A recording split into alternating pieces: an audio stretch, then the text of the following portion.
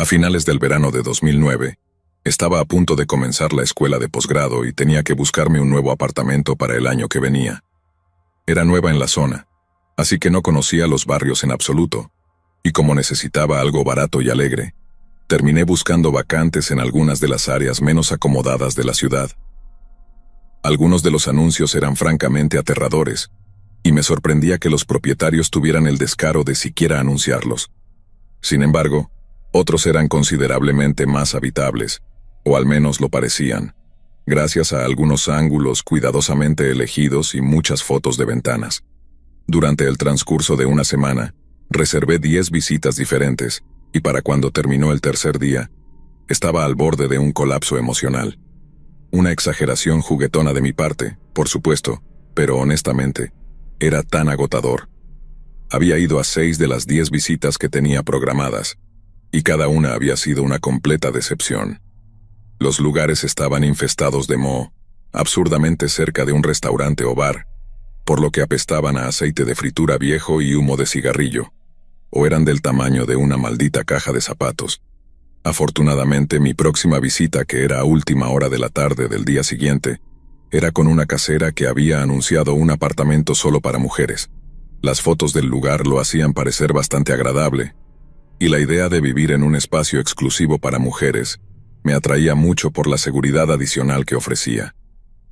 Sé que tal vez a algunos de ustedes eso les suene un poco cínico, y soy muy consciente de que no todos los hombres son un problema, pero en el contexto de lo que estoy a punto de contarles, me niego a disculparme por mi cinismo o, como otras chicas podrían llamarlo, realismo. Algunos hombres son simplemente acosadores. Es un hecho de la vida, así que la idea de vivir solo con chicas en una casa compartida me atraía mucho. Pero claro, eso sería atractivo para casi cualquier chica que se mudara o viviera en Londres, ¿verdad? Seguramente conseguir una cita para la visita sería imposible, pero no lo fue. Conseguí una en pocos días, lo que pensé que era suerte, pero realmente, esa debió haber sido mi primera señal de alarma. Era demasiado optimista para darme cuenta. Al día siguiente, mientras tomaba el autobús hacia Camden, recuerdo sentir una mezcla de emoción y nerviosismo. Tenía tanta fe en el lugar, ya que había estado intercambiando mensajes con la casera, una mujer llamada Jennifer, así que estaba confiada en que sería un buen lugar. Pero al mismo tiempo había sido decepcionada tan implacablemente durante los últimos días que tenía esta sensación de miedo a medida que me acercaba más y más a mi parada. En ese momento pensé que era solo el trauma residual de haber sido continuamente decepcionada, pero ahora creo que era más como una especie de sentido arácnido. Cuando bajé del autobús, inmediatamente le envié un mensaje a Jennifer para hacerle saber que estaba cerca, lo cual ella me había pedido porque dijo que estaba muy ocupada y que podría necesitar un recordatorio. Me respondió casi de inmediato, pero cuando abrí la notificación del mensaje, vi que era mucho más que un simple «ok» o «gracias, nos vemos pronto». Decía algo como «Hola, he estado terriblemente ocupada, así que mi cuñado estará allí para dejarte entrar y mostrarte el lugar». Vaya con lo de solo para mujeres, ¿no? Pensé que ese era el principal atractivo, pero luego entendí que Jennifer probablemente era una mujer muy ocupada. Sí tenía varias propiedades en todo Londres, así que no iba a armar un escándalo por un pequeño detalle como ese. Así que fui a encontrarme con el cuñado de Jennifer y ver lo que podría ser mi nuevo hogar. Cuando llegué, los apartamentos estaban en una unidad sobre una línea de tiendas. Me habían dicho que golpeara la puerta, así que lo hice, y cuando la puerta se abrió vi al cuñado de Jennifer de pie en el umbral. Se veía raro, y eso es ponerlo amablemente. La forma en que me miró en los primeros momentos en que cruzamos miradas me hizo sentir mucho menos cómoda de lo que me sentía antes. De verdad lo digo cuando digo que no soy una casa hombres, pero no estaba en absoluto contenta de tener que tratar con un hombre en el complejo de apartamentos, supuestamente solo para mujeres, especialmente no cuando él estaba dando esas vibraciones tan raras. Si hubiera sido cualquier otra circunstancia, no habría entrado en una habitación vacía con ese tipo, pero había puesto casi todas mis esperanzas en encontrar un piso en este lugar. Así que me armé de valor, puse una voz educada y entré para seguirlo hasta el apartamento. Tan pronto como entramos, mi corazón se hundió. No se parecía en absoluto a lo que estaba anunciado, no solo porque ya parecía que alguien estaba viviendo allí, sino porque estoy bastante segura de que las fotos ni siquiera eran del mismo lugar. Le pregunté al cuñado de Jennifer cuándo se suponía que el inquilino actual iba a desalojar. Y mi corazón se volvió a hundir cuando dijo algo como: bueno, sí, ese es el asunto. La propiedad que íbamos a mostrarte acaba de ser retirada del mercado, y esta es la única que tenemos disponible para ti en esta área, y es una unidad compartida. Todo eso fue muy decepcionante de escuchar, devastador incluso, pero lo que más importaba era asegurarme un lugar donde vivir y que fuera solo para mujeres. Potencialmente podría lidiar con una nueva compañera de piso, siempre y cuando fuera una chica, pero cuando le pregunté al tipo si el inquilino actual era una mujer, literalmente evadió la pregunta. Se lo pregunté claramente: ¿sigue siendo una ocupación solo para mujeres? Y él respondió con: si me sigues por aquí, puedo mostrarte la habitación vacante y el baño adjunto. Luego simplemente siguió caminando como si no le hubiera preguntado nada y abrió la puerta de la habitación. Lo seguí pensando que al menos podría echar un vistazo a la habitación, y aunque no era tan mala en comparación con algunas de las que había visto, todavía no me había respondido si la unidad era solo para mujeres o no. Di una vuelta por la habitación y permanecí educada mientras le preguntaba una vez más si la unidad era solo para mujeres. El hombre medio movió la cabeza, hizo una cara que decía que no estaba seguro y luego dijo que tendría que contactar a Jennifer para confirmar, porque no lo sabía de memoria. Estaba empezando a molestarme mucho, pero mantuve la calma mientras él me preguntaba si quería ver el baño adjunto. Literalmente estaba a punto de decir que no cuando dio un paso adelante y abrió la puerta. En cuanto lo hizo, me golpeó un olor realmente repugnante. Era tan fuerte que hice una mueca, y sé que el tipo me vio hacerlo debido a lo asqueroso que era el olor, así que cuando dije: no gracias, creo que preferiría echar otro vistazo a la cocina, estoy bastante segura de que sabía que estaba mintiendo, a menos que realmente fuera tan estúpido como parecía.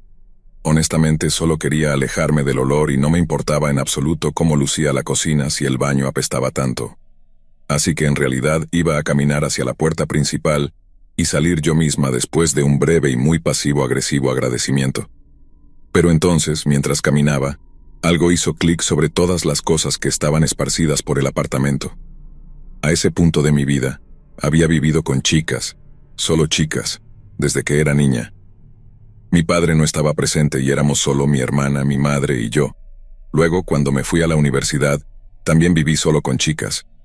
Y no es por ser grosera, pero también sabía cómo se ven los dormitorios de los chicos, y eso fue lo que hizo clic en mi cabeza mientras caminaba por el apartamento. Parecía que allí vivía un hombre, y por supuesto sabía que era un hombre el que vivía allí, porque el tipo no me había respondido. Pero parecía que allí vivía un tipo en particular, y aquí es donde cometí un gran error de juicio. Lo atribuí a la continua decepción y al estrés de pensar que me vería obligada a elegir algún lugar horrible en el que sería miserable durante el próximo año. Además, cuando me di cuenta de que no era solo cualquier hombre el que vivía allí, sino el mismo que me estaba mostrando el lugar, todo empezó a encajar. Saqué mi teléfono, llamé al número de Jennifer, y cuando el tipo salió de la habitación siguiéndome, su teléfono comenzó a sonar en su bolsillo. No se suponía que yo tuviera su número, ¿verdad? Se suponía que solo tenía que encontrarse conmigo allí. Así que el teléfono desde el cual Jennifer me estaba enviando mensajes empezara a sonar en su bolsillo confirmó todas mis peores sospechas sobre este hombre. Y él también lo sabía. Sabía que lo había descubierto, y desearía haber estado usando una maldita GoPro porque la expresión en su rostro fue una que me habría encantado tener enmarcada como un cuadro colgado en mi baño. Creo que eso fue lo que lo hizo también. Como, no sé, sentí su debilidad. Atrapé a un completo imbécil tratando de engañar a chicas desesperadas para que vivieran en una habitación que parecía haber construido él mismo. Y con una plomería realmente sospechosa, por el olor de las cosas. Con las manos en la masa, fue la frase que me vino a la cabeza en ese momento. Con las manos en la masa, y me aseguré de que no se saldría con la suya. Recuerdo haber intentado pensar en algo ingenioso para decir, pero todo lo que se me ocurrió fue preguntarle la pregunta exacta que tenía en mente. Supongo que como forma de humillarlo. Así que comencé a preguntarle: «¿Intentabas engañar a chicas jóvenes para que vivieran contigo, eh?» Su cara se puso como un tomate, pero aún así intentó negarlo. Y la indignación que sentí por su negación solo me incitó a continuar.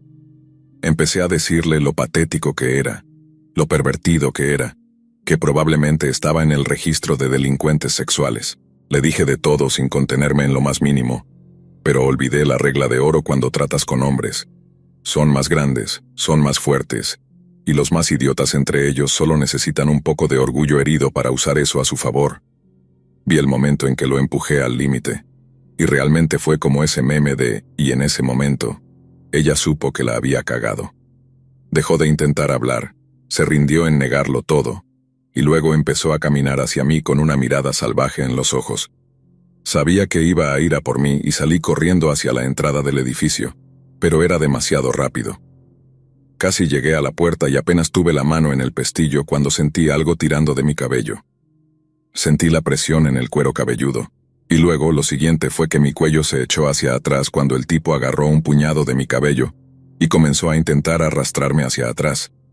Traté de mantenerme en pie, pero la fuerza con la que tiraba de mi cabeza hacia atrás me desequilibró, y luego, mientras caía hacia atrás, me di cuenta de que realmente estaba tratando de arrastrarme hacia su apartamento usando solo mi cabello. Recuerdo que gritaba pidiendo ayuda, esperando que alguien saliera de los otros apartamentos, de los cuales había 3 o 4 en ese piso del bloque, pero si estaban ocupados, quienquiera que viviera allí debía de estar trabajando o muerto, porque grité tan fuerte que me empezó a sangrar la nariz y nadie salió de ninguna de las puertas. Cuando me di cuenta de que estaba sola y que estábamos a solo unos metros de que me arrastrara de nuevo a su apartamento, traté de darme la vuelta para al menos poder levantarme, pero justo cuando encontré algo de apoyo en la alfombra, sentí algo golpearme la cara con tanta fuerza que la visión de mi ojo izquierdo se volvió completamente blanca. Levanté una mano para cubrirme ese ojo, y con la otra intenté inútilmente quitarle la mano de mi cabello. Pero en el momento en que mi mano tocó la suya y traté de clavarle las uñas en la piel, volvió a tirar violentamente de mi cabello y me derribó de nuevo sobre mis rodillas. Recuerdo cómo, cuando llegamos a la puerta, él intentó arrastrarme a través de ella, pero se lo hice muy difícil lanzando patadas a ciegas y lanzando puñetazos, cualquier cosa para intentar golpearlo en la entrepierna o rasguñarle los ojos.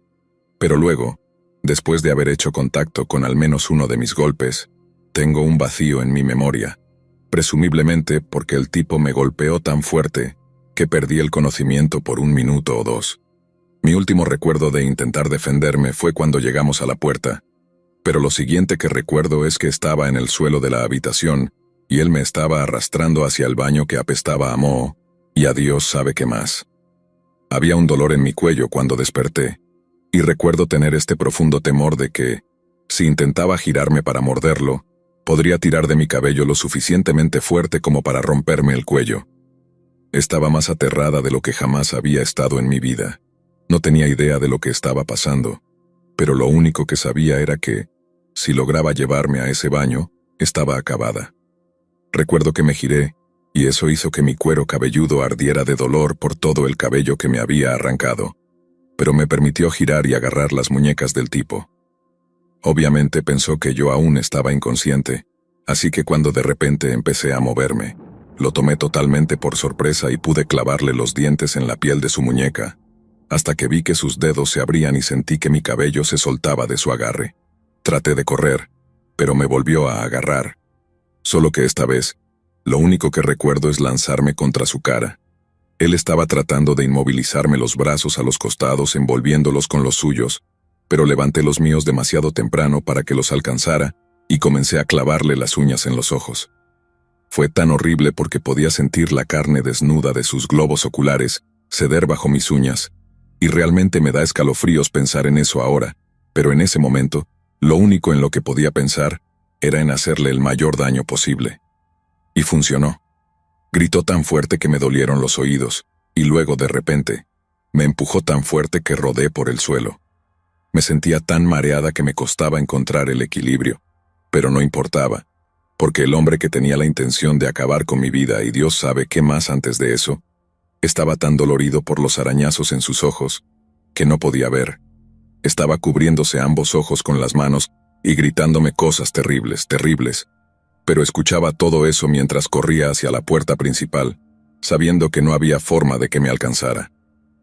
Recuerdo salir a la calle fuera y bajar las escaleras de metal que llevaban a la unidad muy rápido. Y luego una mujer me vio mientras pasaba caminando y me dijo, «Oh, Dios mío, ¿estás bien?» Tenía una herida en la cara por donde me había golpeado.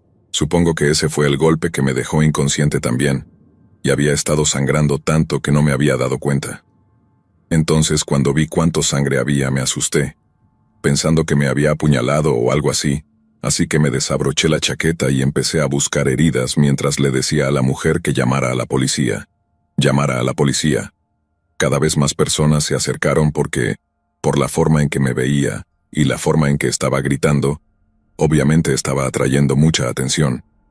Seguí señalando la puerta por la que había salido diciendo, «Él está ahí», porque sentía que mis piernas se debilitaban y honestamente pensaba que estaba a punto de desmayarme por la pérdida de sangre. Luego pensé que, si me desmayaba, no sabía si volvería a despertar. Obviamente todo eso era solo el miedo hablando, y a pesar de toda la sangre, ni siquiera necesité puntos de sutura después de ser llevada al hospital. Pero en ese momento estaba más asustada de lo que jamás había estado en mi vida, y convencida de que el tipo me había hecho mucho más daño. La policía logró rastrear al hombre que me había atacado, y terminó recibiendo una sentencia de prisión de 6 años. Creo que si el jurado hubiera podido ver dentro de su cabeza, y hubiera vislumbrado lo que tenía planeado para mí, habría recibido una condena mucho, mucho más larga. Pero lamentablemente, así no funcionan las leyes aquí. Y por mucho que yo tenga mi propio trauma como resultado de lo que sucedió, mi peor miedo es que él tenga la oportunidad de hacerlo de nuevo más pronto que tarde.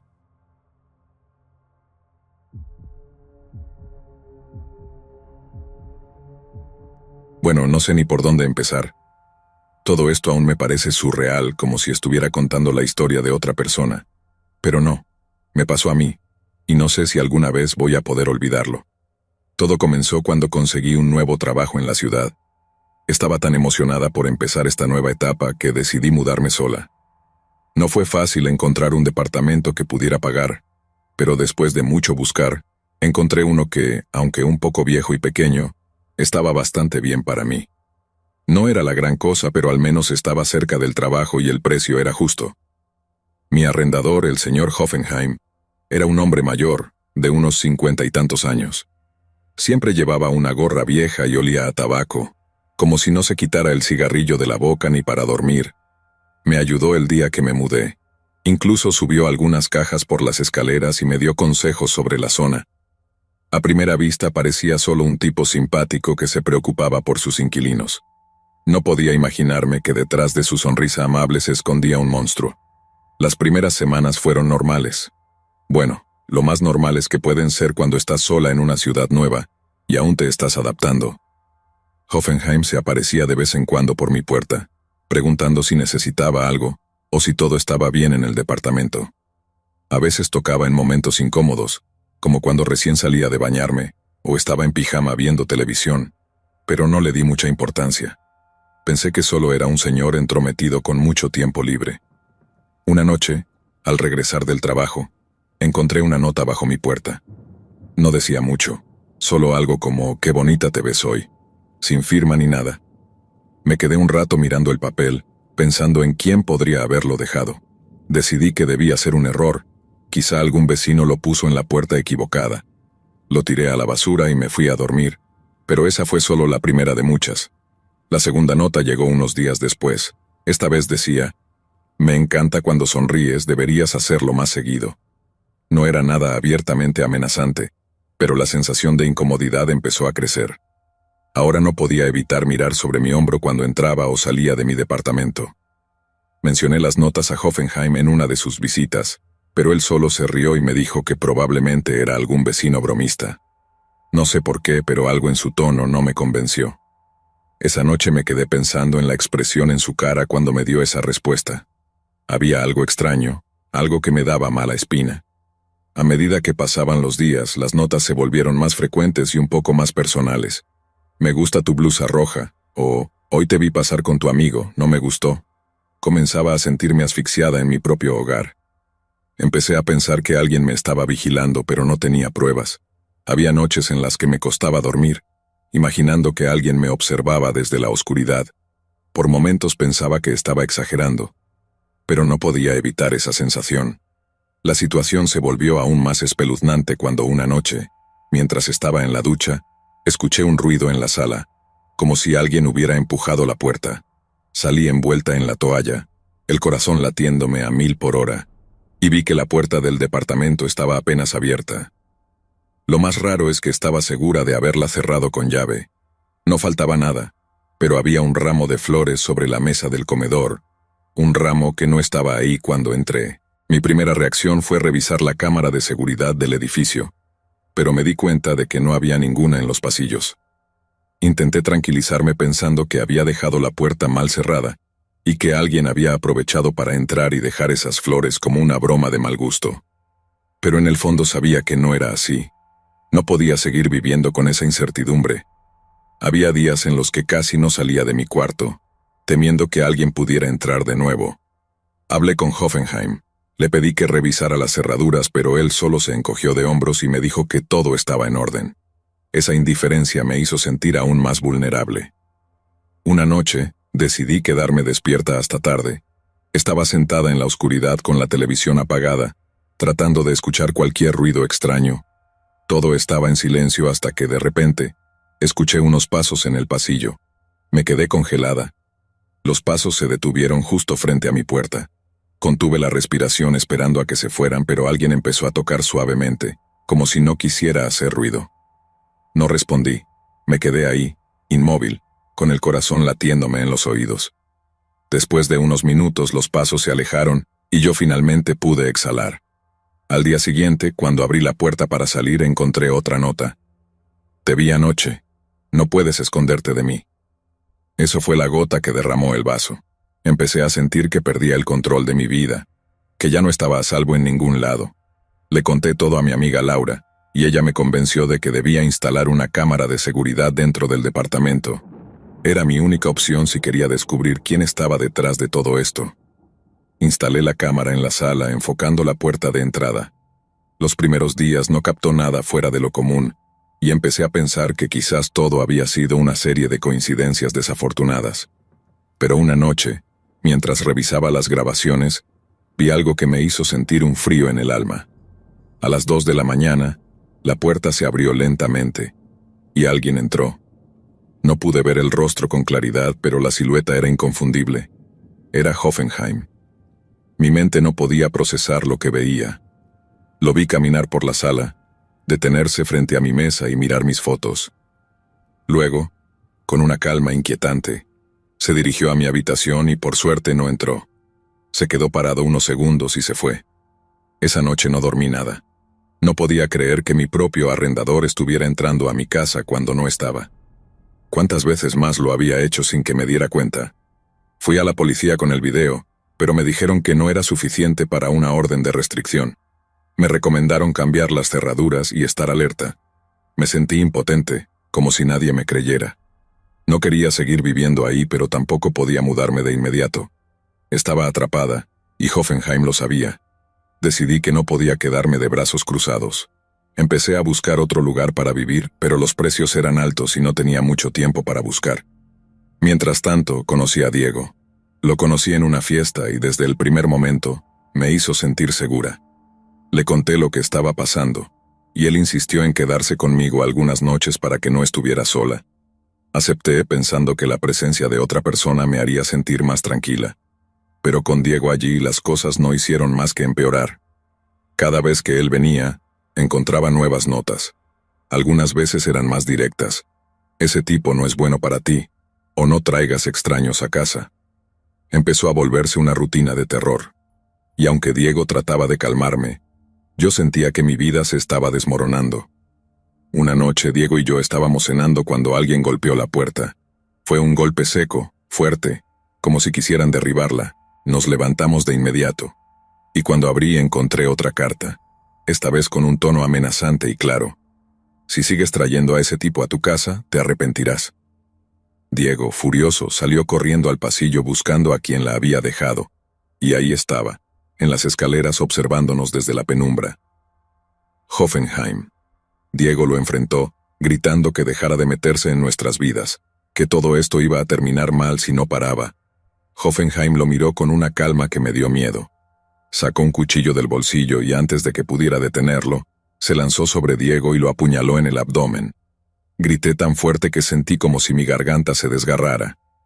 Hoffenheim se dio la vuelta y salió corriendo, dejándome sola con Diego, quien estaba tirado en el suelo sangrando y luchando por respirar.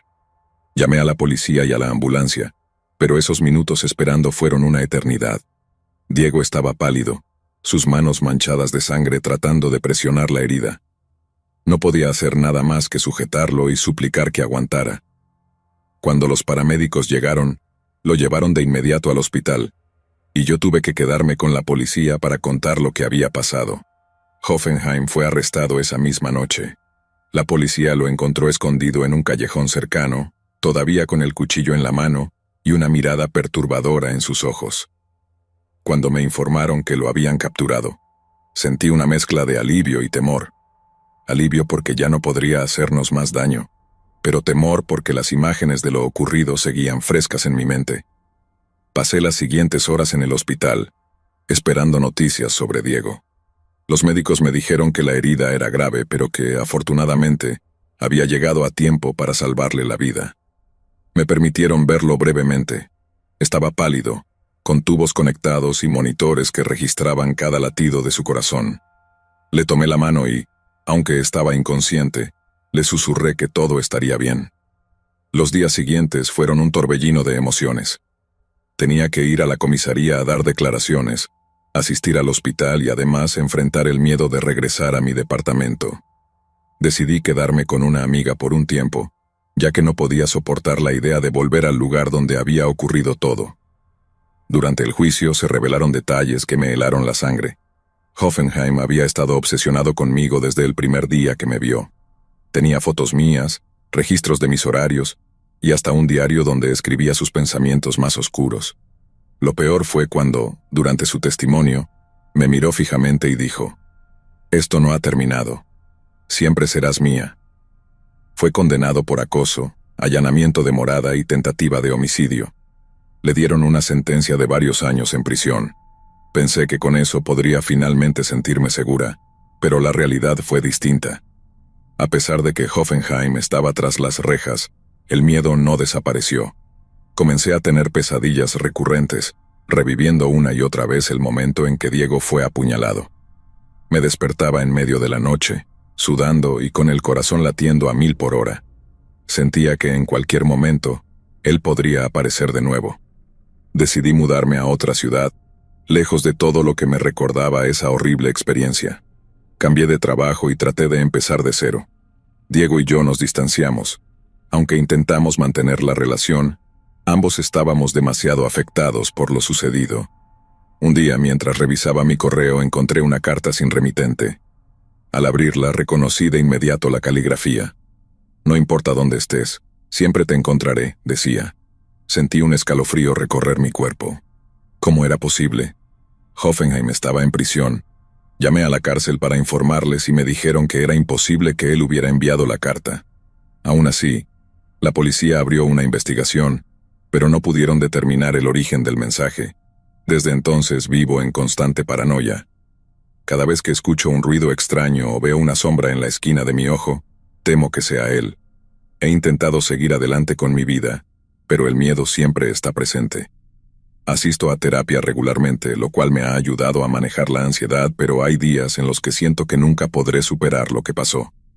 He cambiado de número de teléfono, de dirección y hasta de apariencia, pero aún así, no puedo escapar de la sensación de que Hoffenheim sigue ahí, acechando en las sombras. Recientemente recibí una llamada de un número desconocido. Al contestar, nadie respondió, pero podía escuchar una respiración al otro lado de la línea. Colgué de inmediato y bloqueé el número, pero el incidente me dejó en estado de alerta máxima. A veces me pregunto si alguna vez podré sentirme segura de nuevo. He considerado cambiarme de país, empezar una vida completamente nueva, pero no es tan sencillo. Mis amigos y familiares me dicen que debo ser fuerte, que no puedo dejar que el miedo controle mi vida, pero ellos no entienden lo que es vivir con esta carga. Decidí compartir mi historia como una forma de liberar parte de ese peso y quizás ayudar a otros que puedan estar pasando por algo similar. No soy escritora ni pretendo serlo. Solo soy una persona que vivió una experiencia aterradora y que lucha cada día por recuperar la paz.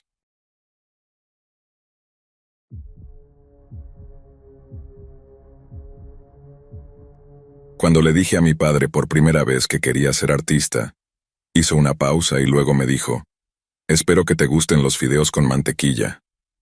Fue algo profético en cierto sentido, porque al final me terminaron gustando los fideos con mantequilla, pero lo que realmente estaba tratando de decirme era, «Prepárate para luchar y pasar hambre». Y vaya si tenía razón. Después de graduarme de la escuela secundaria, opté por no ir a la universidad y en su lugar, trabajé en una serie de trabajos insignificantes hasta que tuve suficiente dinero ahorrado para mudarme a San Francisco. Después de mudarme, viví en un apartamento compartido en Hunters Point durante unos 18 meses con un grupo de otros artistas hambrientos, mientras intentaba abrirme camino en la escena artística local. Fue una época difícil para mí por varias razones. Había mucho crimen, muchas drogas, y aparte de los pocos dólares por hora que ganaba en mi trabajo a tiempo parcial como empacador, estaba completamente arruinado. Luego, para colmo de males, vivía con un constante ir y venir de personas poco fiables, egocéntricas y mimadas, que estaban derrochando el dinero de sus papás y mamás, fingiendo ser artistas, pero que en realidad compraban más marihuana y pastillas de lo que jamás adquirían pinceles o lápices. Sabía que tenía que empezar a ganar dinero y encontrar un mejor apartamento, porque otro año con esos vagos y me habría vuelto loco. Loco.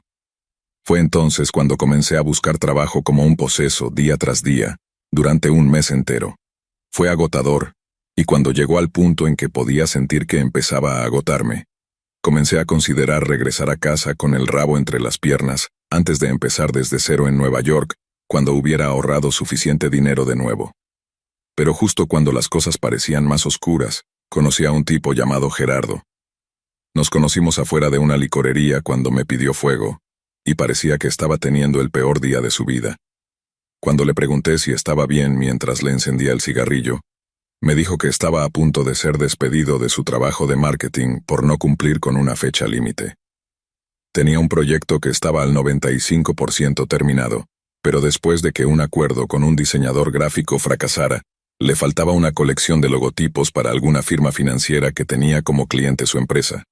Y bueno, para no alargar la historia, le hice los logotipos después de trabajar toda la noche, y por una tarifa muy reducida en comparación con lo que había prometido a esos diseñadores vagos que lo habían dejado tirado.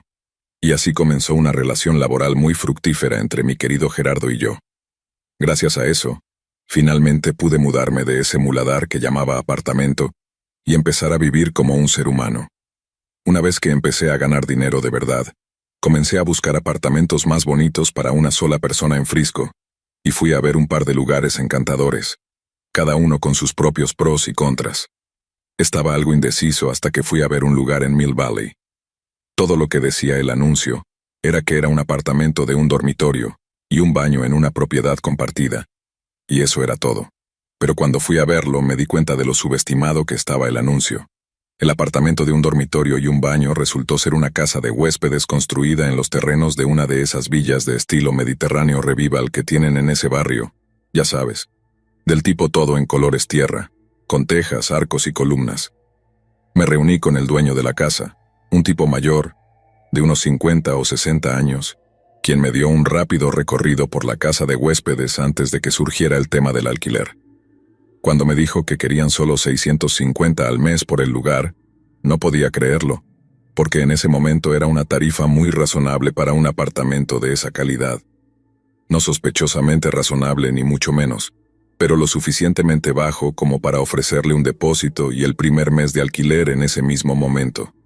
El tipo parecía un poco desconfiado de mí, supongo que porque parecía tan desesperado por mudarme, así que me dijo que lo pensaría y luego me lo haría saber. Fue entonces cuando le conté mi historia, o parte de ella. Le dije que tenía esta gran oportunidad para vivir mi sueño, y que no podía dejar que la pandilla de drogadictos nocturnos con los que vivía me la arruinara. Le ofrecí 700 al mes, luego 750, lo que me recortaba aún más las ganancias, pero me dijo que no le interesaba más dinero. Dijo que necesitaba a alguien tranquilo, que no se metiera en los asuntos de los demás y que pagara en efectivo y a tiempo.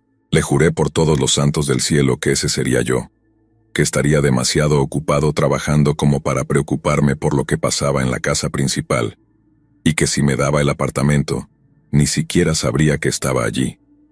La única forma en que sabría que seguía vivo sería recibiendo ese sobre lleno de dinero el primero de cada mes, y aparte de eso, sería un fantasma.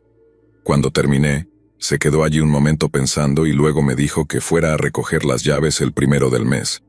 Podría haber bailado por la entrada de la casa, amigo. Estaba eufórico.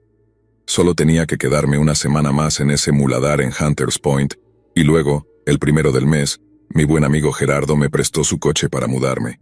Y me largué de allí.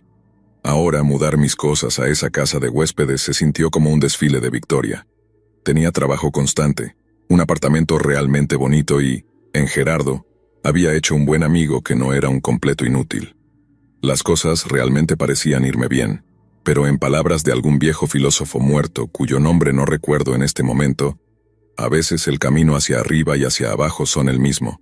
Lo que siempre he interpretado como que a veces las cosas que crees que van a mejorar tu vida en realidad la empeoran mucho, mucho más. Y así, las primeras semanas viviendo en esa casa de huéspedes fueron como un sueño. No molestaba a los dueños. Ellos no me molestaban a mí. Tenía espacio para trabajar y un lugar agradable y tranquilo para descansar la cabeza cada noche. Vi a mi arrendador tal vez 2 o 3 veces en esas primeras semanas, pero nunca vi a su esposa. Al punto de que pensé que tal vez estaban separados y que ella vivía en otro lugar.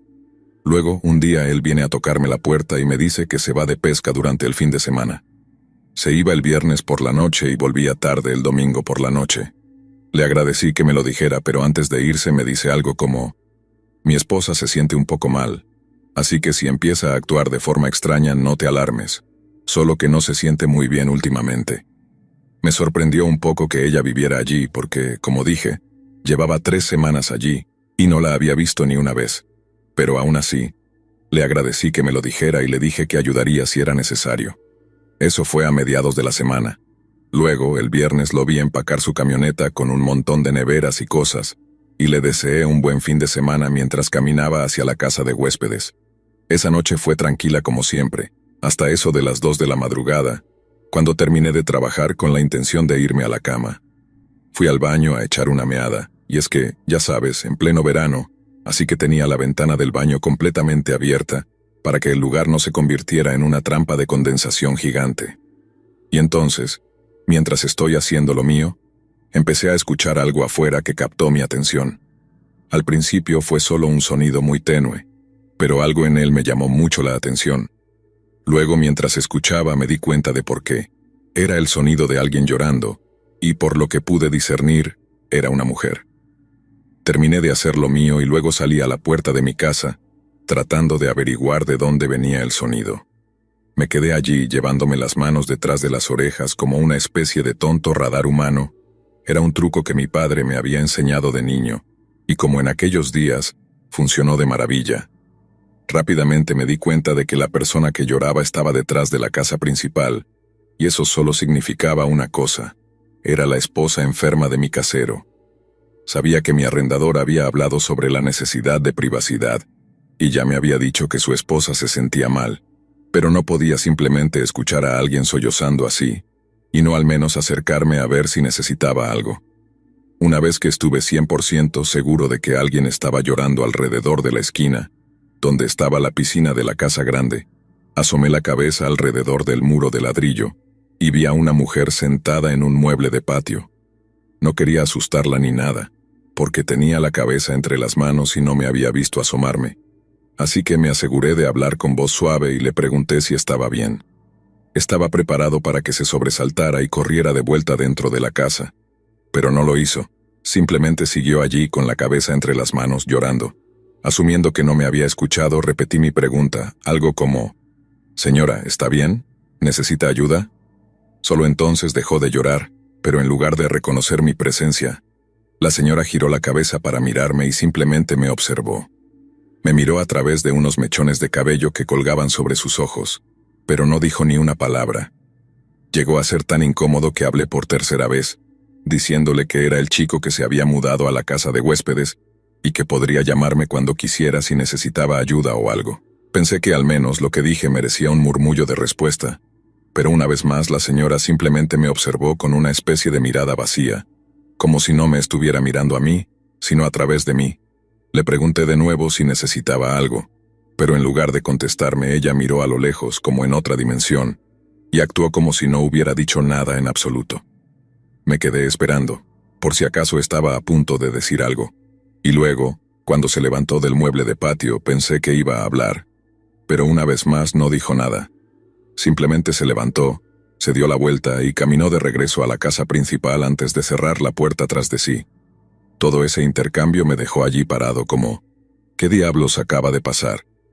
Pero también muy preocupado por el bienestar de la señora. Esto fue mucho antes de que los teléfonos móviles estuvieran en todos los bolsillos, así que no había forma de contactar a mi nuevo casero para informarle lo que había visto. Pero, para ser completamente honesto, aunque hubiera tenido un móvil, no estoy seguro de que hubiera sido tan rápido en llamarle. Me había dicho en varias ocasiones que necesitaban su privacidad, que no debía acercarme a la casa principal a menos que fuera una emergencia, y así que, a menos que fuera precisamente eso, una emergencia, pensé que la mejor opción era mantener la boca cerrada. Ya había corrido el riesgo de que la esposa del casero le dijera, el nuevo inquilino se acercó a mí en medio de la noche. Eso no era lo que hice, solo quería asegurarme de que estuviera bien. Pero, ¿a quién va a creer su esposo? ¿A mí? ¿O a la mujer con la que ha estado casado por años? Y además ya estaba de vuelta en la casa, segura en todo lo que cabe, así que simplemente regresé a la casa de huéspedes y me fui a dormir. Al día siguiente era sábado, así que en lugar de trabajar todo el día y gran parte de la noche como solía hacer, decidí ir a algunos bares que solía frecuentar en Hunters Point antes de mudarme. Me encontré con Gerardo, tomamos algunas cervezas, hablamos de béisbol, y luego nos separamos alrededor de la medianoche. Tomé un taxi de regreso a casa, y mientras caminaba por la entrada hacia la casa de huéspedes, vi a alguien parado en el balcón del segundo piso de la casa principal. Alguien que estaba casi seguro era la esposa del casero. Solo pude ver su silueta porque estaba en la oscuridad, con la luz de su dormitorio iluminando algunas cortinas detrás de ella. Pero por otro lado, yo estaba iluminado como un árbol de Navidad porque caminaba por la entrada y activaba todas las luces de seguridad adjuntas a la casa principal y a la casa de huéspedes. Sabía que podía verme, o al menos si estaba prestando la más mínima atención a su entorno, podría haberme visto. Justo cuando estaba a punto de desviarme hacia la casa de huéspedes, le hice un pequeño gesto con la mano, solo para saludar. No sé qué esperaba después de lo de la noche anterior, pero al igual que entonces no se movió ni un músculo. Al principio se quedó perfectamente quieta. Ahora, esto va a sonar duro, pero recuerdo pensar, Dios, qué espeluznante es esta mujer.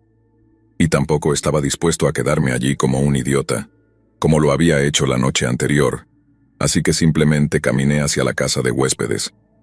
Cuando el tipo dijo que su esposa estaba enferma, pensé que se refería a que tenía un resfriado o algo así, pero para ese momento ya estaba empezando a pensar que estaba lidiando con algo más psicológico que físico, y eso traía consigo todo un nuevo conjunto de preocupaciones de mi parte.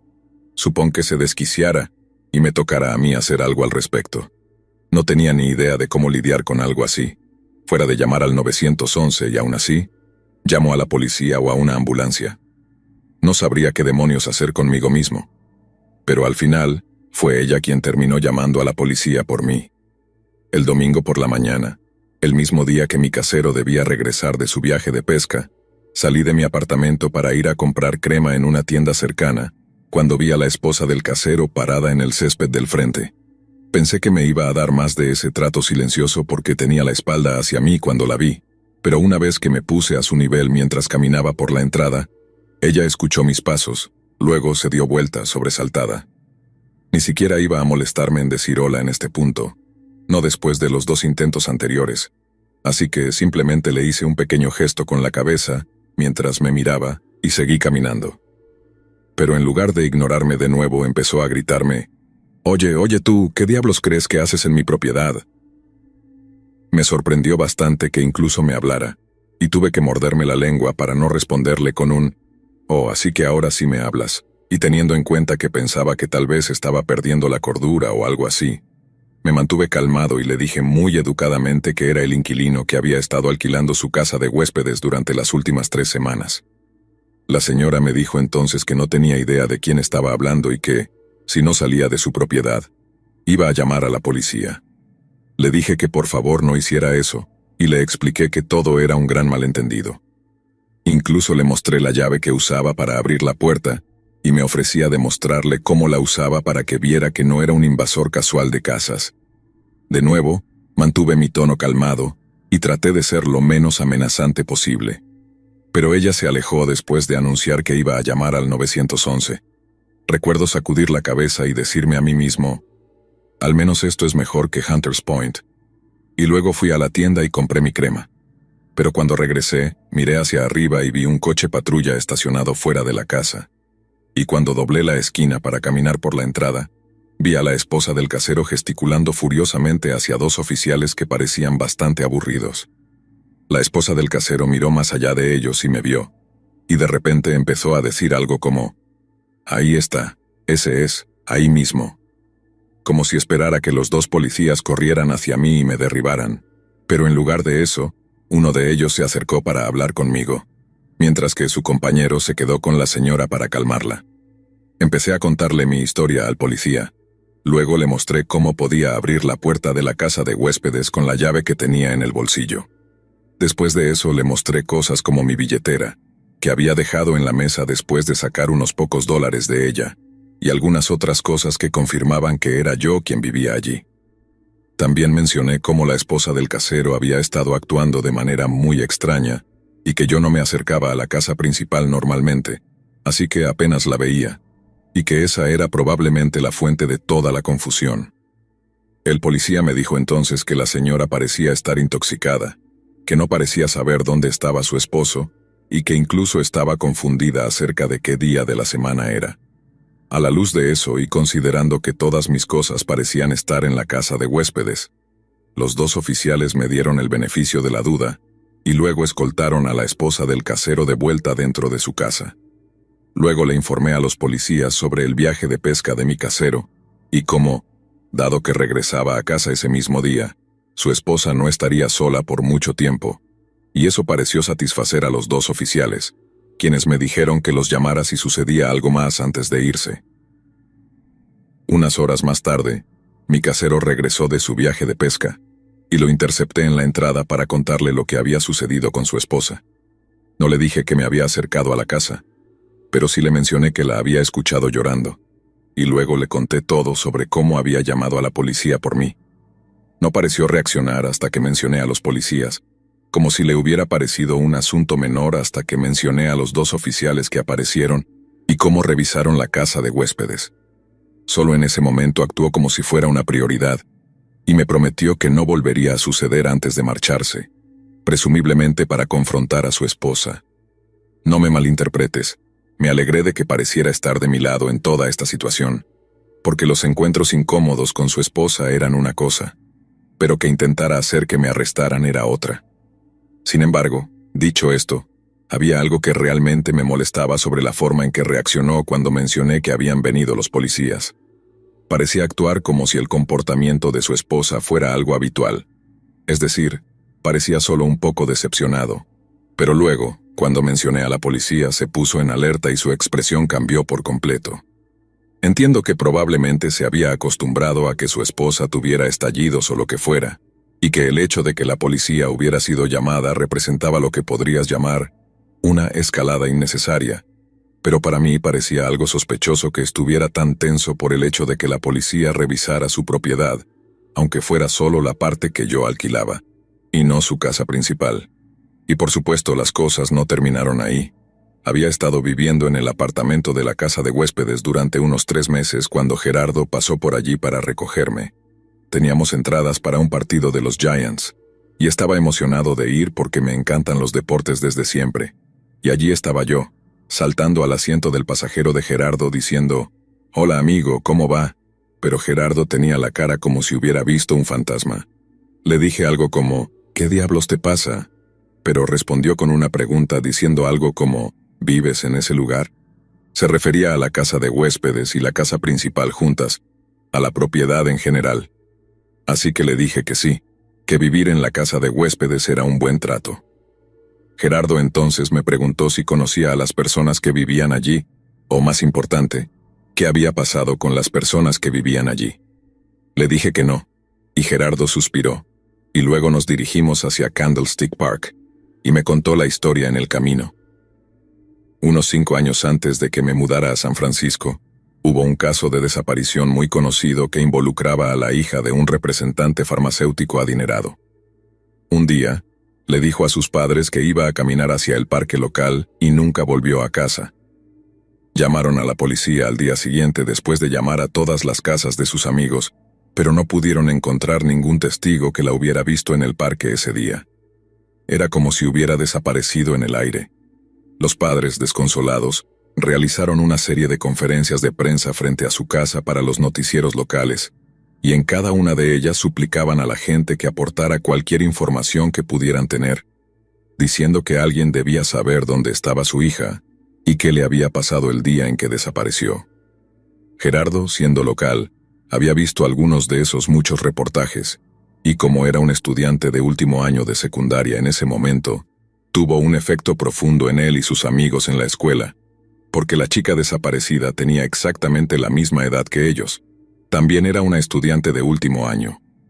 Así que, cuando estacionó fuera de la casa esa tarde y miró a su alrededor, supo que reconocía el lugar de alguna parte, solo que no podía recordar de dónde. Luego, cuando subí al asiento del pasajero, recordó de dónde lo conocía. Lo había visto en esas conferencias de prensa. La chica desaparecida era la hija de mis caseros. Como te puedes imaginar, al enterarme de todo eso, el partido de béisbol tuvo una nube oscura sobre él, y pasamos casi todo el partido hablando de la chica desaparecida, de la esposa del casero y de cómo todo cobró un horrible y repentino sentido para mí. La esposa no estaba loca, es decir, tal vez estaba enloqueciendo, pero todo el llanto y el estar parada en el balcón mirando la noche, simplemente estaba destrozada por el dolor. Y por la forma en que actuaba probablemente estaba al fondo de una botella, ya fuera de alcohol o pastillas, o lo que fuera que estuviera usando. Gerardo me dijo que la chica nunca había sido encontrada, pero después de 5 largos años y sin una sola pista de dónde había ido, prácticamente todos asumieron que había sido asesinada por un sospechoso, al que más tarde dieron el nombre de el asesino del Estado Dorado. Todos esperaban que solo se hubiera escapado de casa y que algún día apareciera para un final retrasado pero feliz. Pero en el fondo, todos sospechaban lo contrario. Algo terrible le había sucedido a esa chica, y nunca volvería a casa. Me sentí fatal por el casero y su esposa, y desearía haberlo sabido antes para no haber tratado a la esposa como si solo fuera una loca. Pero como dicen, las apariencias pueden ser muy engañosas. Unas semanas después de enterarme de todo eso sobre su hija desaparecida, noté que la presión de la ducha estaba baja, y como coincidía que era el mismo día que debía entregar mi cheque de alquiler, pensé en caminar hasta la casa, entregar el cheque y comentarle al casero sobre la presión del agua al mismo tiempo. Así que agarré el cheque y caminé hasta allá, pero justo cuando estaba a punto de presionar el timbre, escuché al casero discutiendo con su esposa sobre algo, y estaban gritándose el uno al otro. Escuché al esposo gritar algo sobre cómo su esposa siempre se estaba compadeciendo de sí misma, y siguió así durante unos segundos antes de escuchar a su esposa gritar algo en respuesta como, «No estaría así si no fuera por lo que tú hiciste». Mi casero entonces responde con, «¿Lo que hice yo? ¿Lo que hice yo? ¿Se te olvida que fuiste tú quien nos metió en este lío en primer lugar?» En ese momento pensé, «Está bien, realmente no debería estar escuchando esto». Y volví a mi apartamento. Escribí una nota sobre la presión del agua en el reverso del sobre del alquiler y luego regresé a la puerta para deslizarla por debajo. Cuando lo hice, ya no estaban gritando, así que pensé que ya habían terminado su pelea. Y luego volví a mi día como de costumbre. No mucho después, mencioné a Gerardo que estaba pensando en buscar un nuevo lugar para vivir. Me dijo que no le sorprendía en absoluto, y que para él no sería una decisión difícil en primer lugar. Pero eso era muy fácil de decir para él, porque no tenía que vivir con la realidad de esta situación.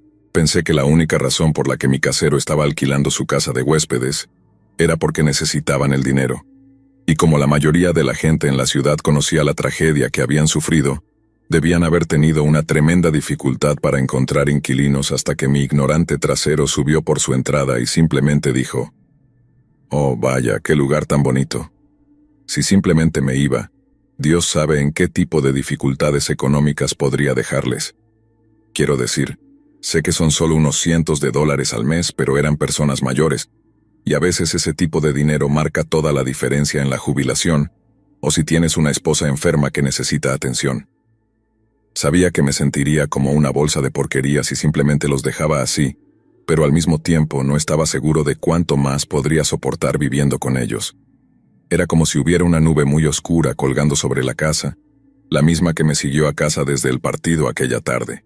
Y luego, si se me permite cambiar de metáfora por un segundo, también estaba el elemento de bomba de tiempo en todo esto, lo que fuera que la señora estuviera tomando para lidiar con su dolor, o estaba tomando demasiado o no lo suficiente, y la forma en que estaban peleando el uno con el otro me hizo pensar que era solo cuestión de tiempo antes de que algo sucediera. No tenía idea de lo que podría ser ese algo, pero sabía que estaba por venir, y te aseguro que no quería estar allí cuando pasara. Así que pasaron otras semanas y para ese momento estábamos a finales de octubre, justo alrededor de Halloween. La casa había estado tranquila. Había vuelto a no ver a la esposa alrededor, y de hecho, comencé a pensar que había sido un poco apresurado al buscar otro lugar para vivir.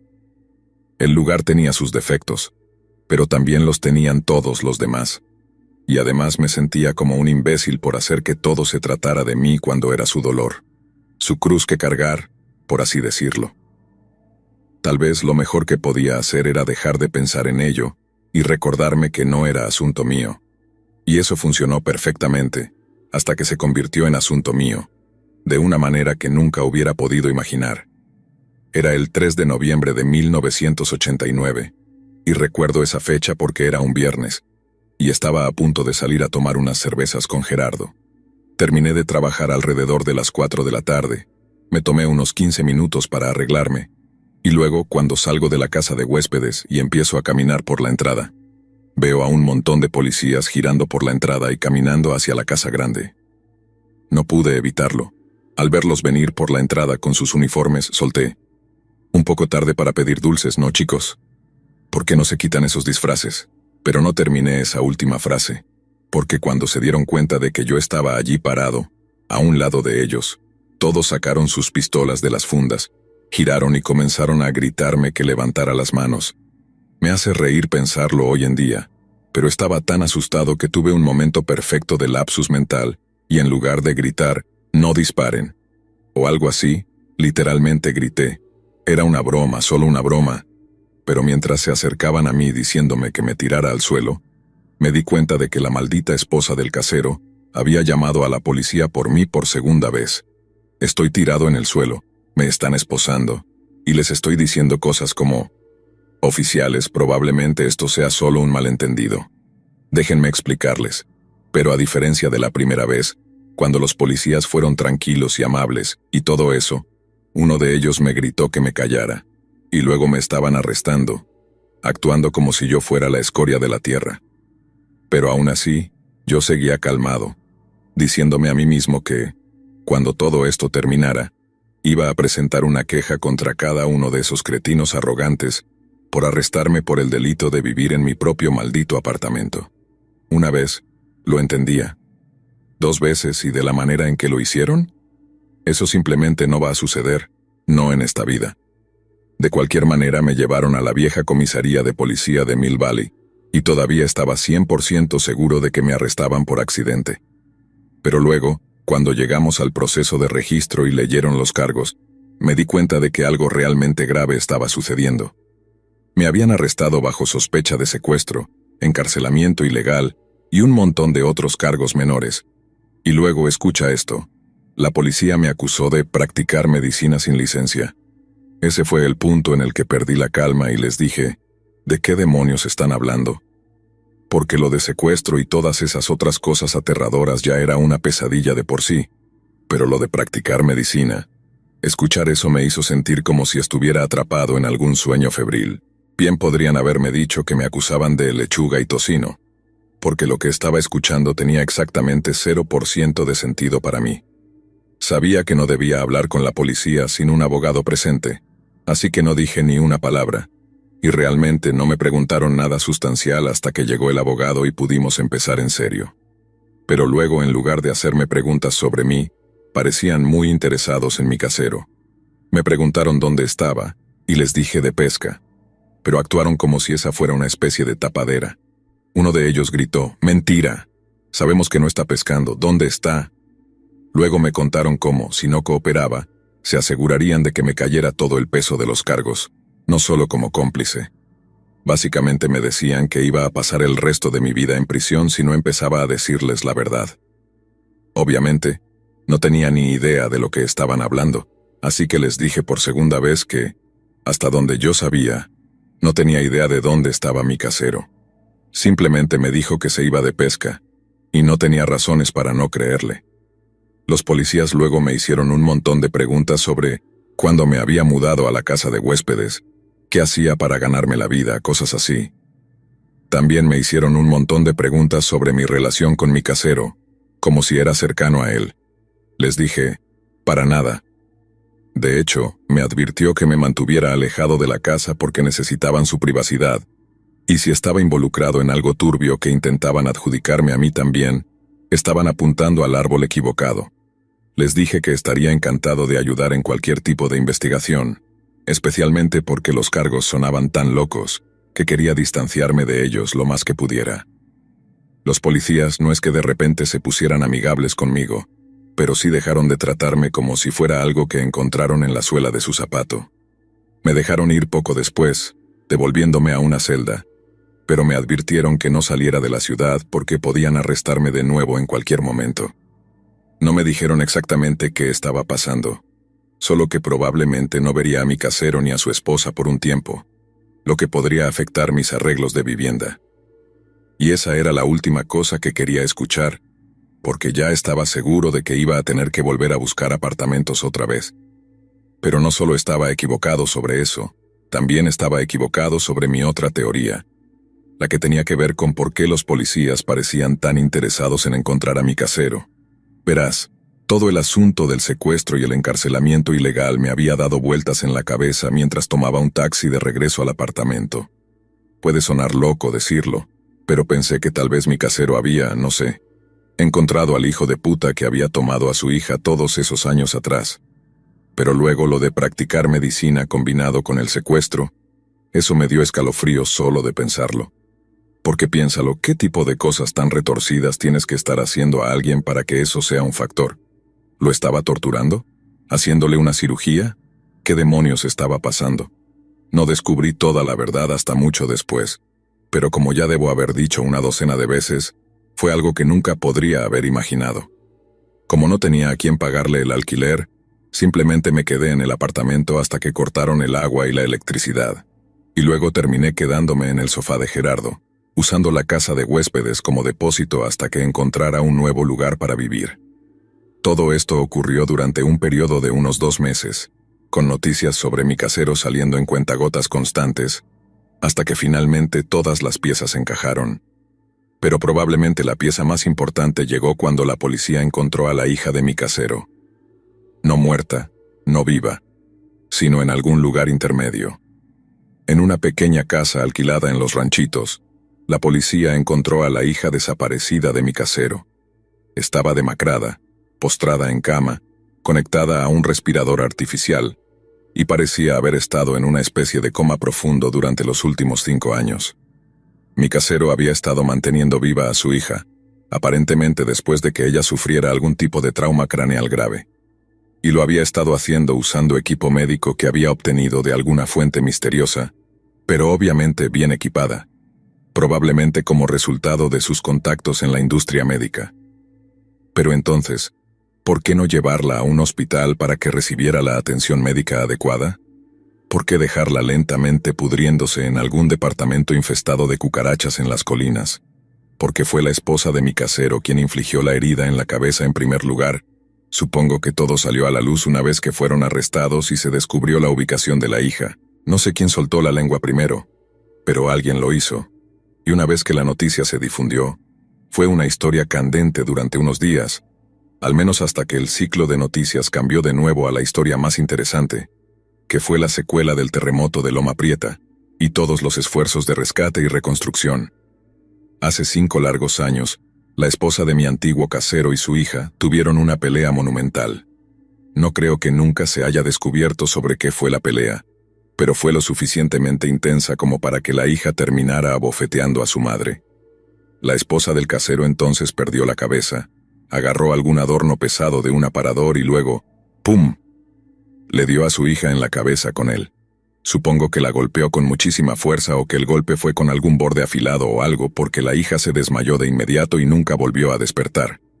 Y luego, en lugar de hacer lo correcto y enviar a la madre a prisión, decidieron encubrir todo, mantener a su hija con vida y luego esperar poder encontrar una manera de despertarla algún día. Obviamente no la despertaron, y después de una larga investigación que involucró a varias agencias, siguieron a mi casero hasta el apartamento en Los Ranchitos donde fue descubierta su hija postrada en cama. No podía creer que había estado compartiendo un espacio con personas así, y que había racionalizado todo lo que había visto y oído hasta el punto en que en realidad sentía lástima por ellos. Lo que habían hecho era terrible, una cosa malvada, pero lo hicieron por un sentido distorsionado de amor y preservación familiar. Y esa es la cosa que encuentro más inquietante de toda esta situación tan retorcida. No creo que fueran malas personas, pero hicieron algo terrible, horrible. Y si personas normales, comunes y corrientes son capaces de hacer cosas así, entonces, para mí, eso hace que el mundo parezca un lugar mucho más oscuro y mucho más aterrador.